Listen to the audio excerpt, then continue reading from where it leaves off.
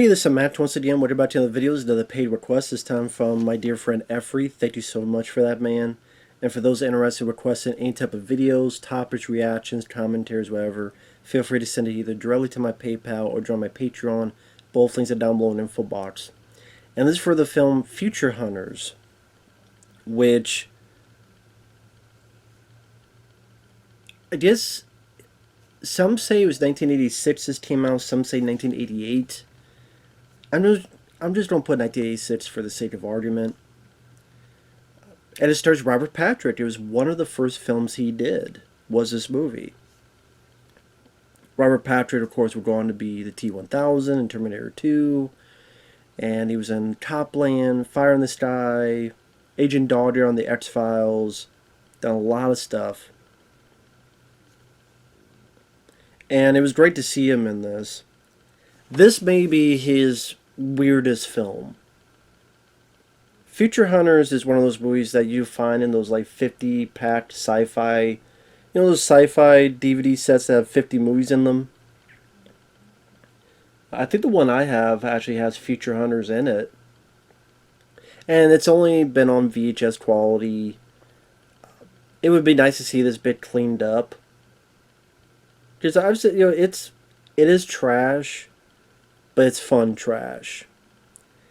Because it's one of those films that every 10 minutes it goes to a completely different genre. And this movie, like, all this movie needed was like a monster horror element, and it would be every fucking genre. Now, it is low budget,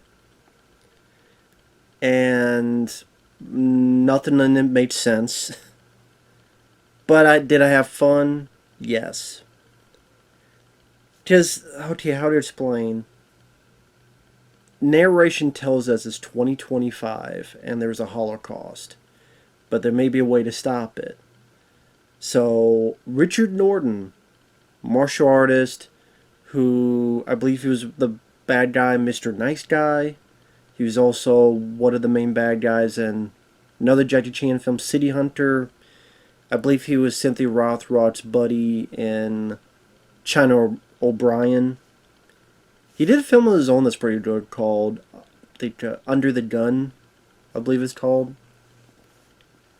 It's been a while since I've seen these movies. And always liked him, Richard Norton. So he is at the beginning of the film. And it's like a Mad Max Road Warrior type of aesthetic. And he's looking for the spearhead of the Spear of Longinus, but it's the Spear of Destiny. The spear that pierced Jesus. So, he's looking for the spearhead. The bad guys don't want him to find it. And Richard Norton has a big gun. It's a big fucking gun. It's like a big machine gun, but he uses it as a rocket launcher and shoots missiles and is blowing up vehicles and shit. I'm like, okay. It looks like a machine gun with like 3 things on it, but he'll put it like a bazooka and blows up things. And he's chased and gets caught and he escapes and he gets to, I thought it was the Alamo, but it's not. It's a place in the middle of nowhere. Finds the piece of his spear and it starts glowing. And then for some reason, while the bad guys are blowing up the place, he's able to go back in time.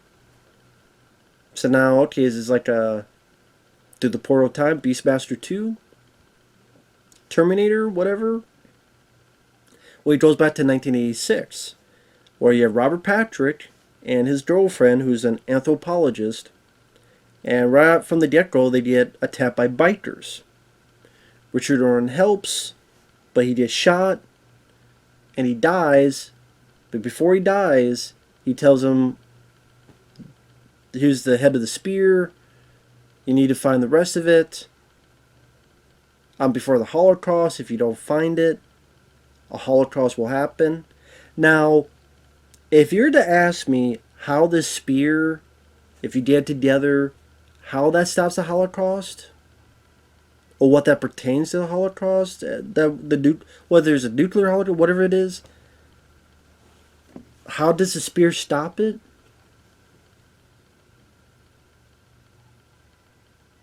I don't know.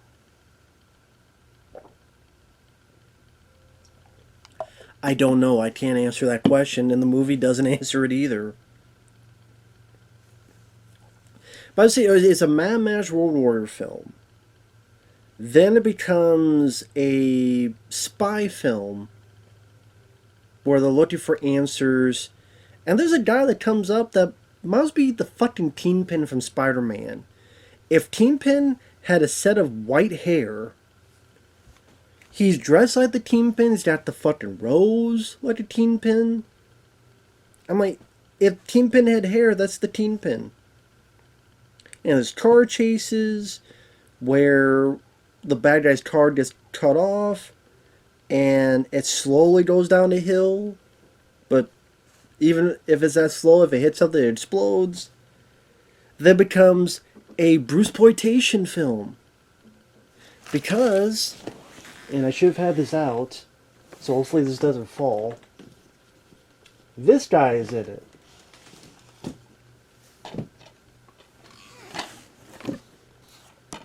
Bruce Lee, L.E. Which is funny because in the credits, it's labeled Bruce Lee as an L.I. Bruce Lee, but they want to say Bruce Lee because there's a lot of these type of movies when Bruce Lee died, where they got people that try to act like Bruce Lee and they change their name.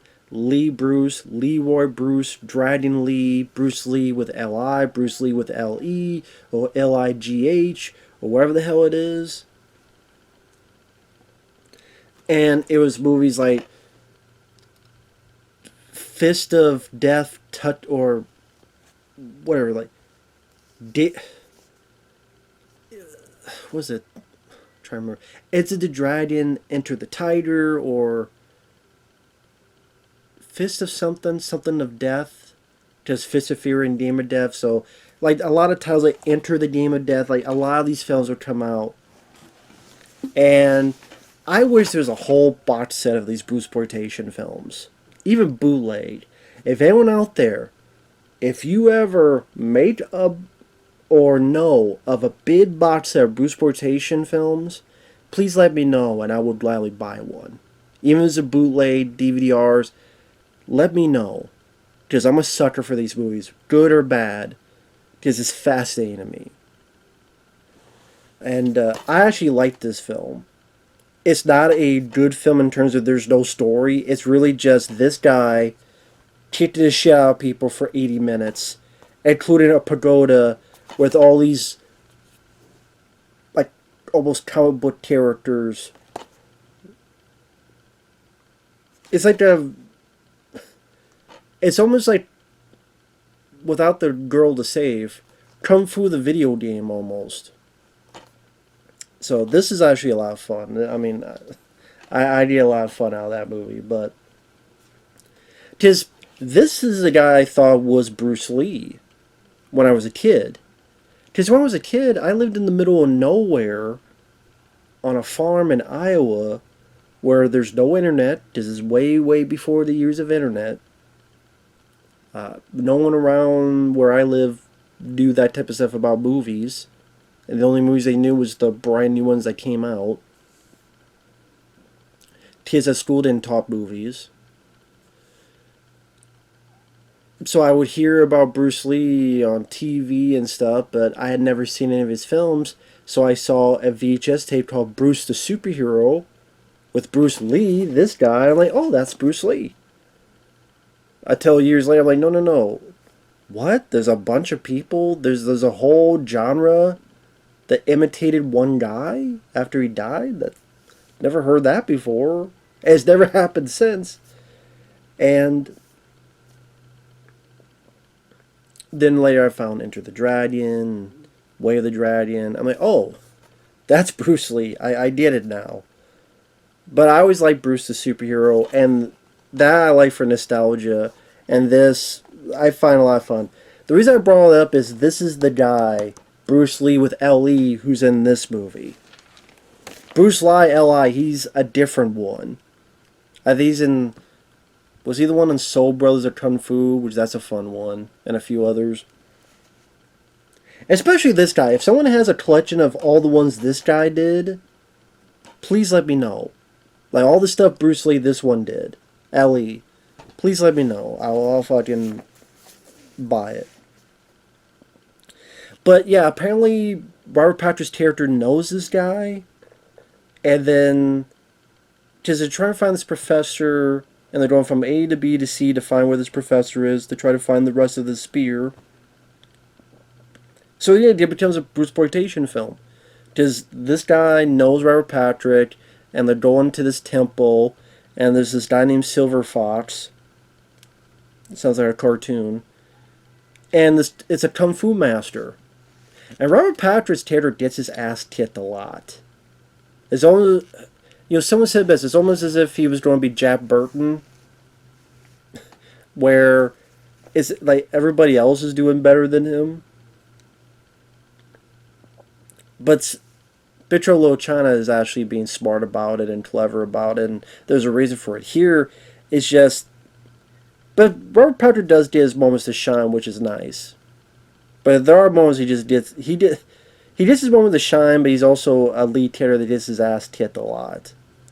So the Kung Fu Master does kick Robert Patrick's ass very easily, so that Bruce Lee could fight this Kung Fu Master. Now, they are speeding up the camera a bit, but it's just this fun thing, like, wait a minute, we were just in a Mad Max Road Warrior bit with Richard Norton, now within a Bruceploitation bit with Bruce Lee. Then later on, Robert Patrick and his girlfriend go to the jungle, and it becomes Indiana Jones. In fact, there's even a bridge that might as well call the Temple of Doom Bridge. Then there's Amazon women that the lady has to fight this other over a pit of crocodiles so that her and Robert Patrick can leave. Then there's these little people that they call pygmies that help them against these guys called the Mongols, even though I don't think they're Mongols. That goes a little bit like the Ewok invasion in Return of the Jedi. Oh, and the bad guys chasing them are Nazis. I'm like, what is that? That's what it's like. It's switching genres every 10 minutes. Mad Max to spy movie to Bruceploitation, kung fu movie to Indiana Jones type of movie. That's what I mean. It just needed like the horror monster movie, and you got it all. And that was fun to watch because, I mean, it's bad, but it was fun to just see where this movie was going, where it was heading to. And I kind of wish more movies were this ambitious and that type of stuff. But I will admit, there is some annoyance to be had with that as well. Now, yeah, this is a poorly made film. I mean, there's literally a fucking scene where Robert Patrick gets into a Jeep, fights some bad guys, takes over the Jeep, because his girlfriend's been taken by the non-teen pin. So he's driving the vehicle. It's nighttime. He goes to a tunnel. When he exits the tunnel, it's daytime. It's literally just daytime. Like a light switch. Literally like someone turned a light switch on. If God turned a light switch, that's what happened. You got in, got out, it's daytime. How no one thought, like, wait a minute, you're shooting this at night, but then now it's daytime, like 180, and no one knows that during the same Jeep chase. Whew. I mean, this is like this weird. So it is, and there's cheap bottles. There's a bit where our two leads get in a helicopter, and then there's a bomb in it. Now, the bad guys, like, they could kill our leads, but nah, we're going to leave you in this house. Even though apparently you knew something might happen, so then you put a bomb in their helicopter. But instead of blowing up, you decide to tell them, oh, by the way, I'm going to warn you, you guys have a bomb in your helicopter. And then you were nice enough to take your time for the two leads to slowly get out of the helicopter and then jump off, and then you explode in a very cheap model effect. Then the two get a plane, then that plane runs out of gas, and then you got to parachute out of the fucking plane. That's what he just. It was never boring. I would say it was never boring. This is one of those films I could easily see being a cult classic. That's why I'm surprised this film, what like Samurai Cop, Miami Connection, this feels like a film that would be in that group. I think if Vinegar Syndrome or someone else took this film and cleaned it up, I think it could be that level of idea Miami Connection, Samurai Cop, cult following. And you got Robert Patrick in it. So that's why I'm surprised no company has done this yet. And if it got into the 50s sci-fi movie, you would think it'd be public domain. Maybe it's one of those like, we can't find where the fuck this movie's at, so how can we do it? We need the master, because you need a master in order to clean it up. You can't just do it from a copy. You need the master, because that way... That's why a lot of these movies is like, we need... If they don't have the master, the first copy, they can't do anything to clean it up, so... If this was cleaned up, I would buy it. Also, I don't know why it's called Future Hunters. There's not really much in the future, other than, well, the beginning. And who from the future is hunting? Who are the future hunters? The title doesn't really make sense in terms of the fucking movie, but... And it was called The Spear of Destiny, which I think overseas one title is. That does make sense, because they're looking for the Spear of Destiny. I goddamn guarantee you this will be better than the Dial of Destiny in the fucking Indiana Jones. Because at least this has a charm to it. I said it was an annoyance because it's like, man, I wish Richard Norton was just in this film throughout. Or you got Bruce Lee, this guy, just keep him there and let him be in the rest of the movie. Like, wouldn't that be fun if, like, okay, you got Richard Norton, and he could kick ass, but he doesn't know this area, he doesn't know this time, so he's a fish out of water, and he's been wounded, so he can't do as much stuff, but let him be part of the group. And then, okay, Bruce Lee, and then let him be part of the group. Can you imagine Robert Patrick and Richard Norton and this Bruce Lee guy? Which apparently him and Richard Norton did another movie together. It was called Mission Terminate, or something like that. I can't remember. Mission Terminate. Yeah, apparently Richard Norton and this guy did a movie together, and there was an interview, and Richard Norton's like, yeah, he was a nice guy. He said this guy was a nice guy, so, which was cool. But that would have made this film even better. I mean, there's a fucking dictionary encyclopedia worth of stuff to make it technically better. Because there's a lot of errors, random editing. Like, as soon as Richard Norton's character dies, it cuts straight to a hotel room where Robert and the girl are barely in any clothes, and you only hear dialogue. Well, we were at the cops yesterday, and blah blah blah. I was like, but it's such a random cut. You go, might as well get whiplash. But I just mean, even in the trashy fun. If you're going with the trashy fun spectacle, A, make a horror film monster movie portion, and B, have a band of these characters. Keep Richard Norton in throughout it. When Bruce Lee enters, keep him within it. And that would have made this even more glorious.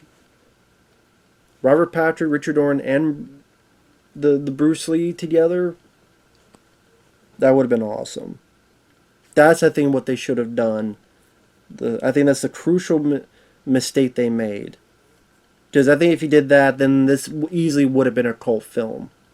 I still think it's a cult film, but it would have fucking blew the roof off. But it's still, you got, like, they escape a house and it explodes. They escape a chopper and it explodes. They get on a plane, it runs out of fuel, they got a parachute down.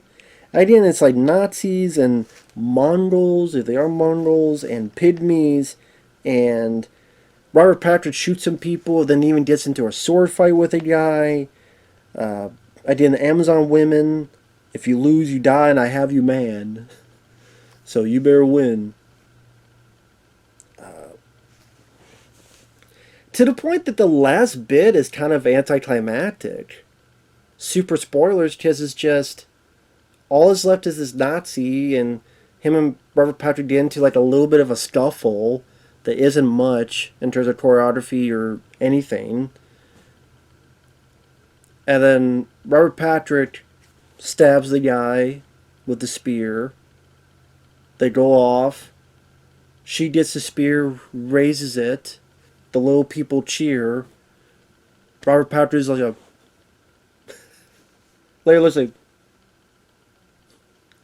That's what I mean. This is a cult following waiting to happen. This type of movie, but what? How is the spear going to stop the Holocaust? Like, what's it going to do? I don't know. This is one of those movies I would love to hear what the thought process was in writing, making this film. I would love to hear. I might ask Robert Patrick, but he maybe either I'm not going to talk about it or I don't remember it. I have a feeling it would be that. I don't remember or I don't want to talk about it, but I would be so fascinated as to what the hell happened during the making of this film. Was it meant to be this changing of a genre every 10 minutes? I would say it's at least fun. Again, I wish Robert Patrick had a bit more ass kicking. He has his share. I just wish that, again, Richard Norton didn't get killed off and Bruce Lee didn't disappear and all this other stuff. Like during the Kung Fu battle, like they were speeding up the camera. Spoilers. And Bruce Lee takes off his shirt and he's got the nunchucks and they're going back and forth. Robert Patrick tries to help, he gets kicked, and then someone tries to shoot him and kills the Kung Fu master. Now I guess the person who tried to shoot him was one of the Nazi guys. But at this point I didn't even know they were there and knew that Robert Patrick was there. And then why didn't they try to kill... I guess the wannabe Kingpin is at the hotel room trying to get the girl. But then you think there'd be more bad guys trying to kill him and the Bruce Lee guy, but not.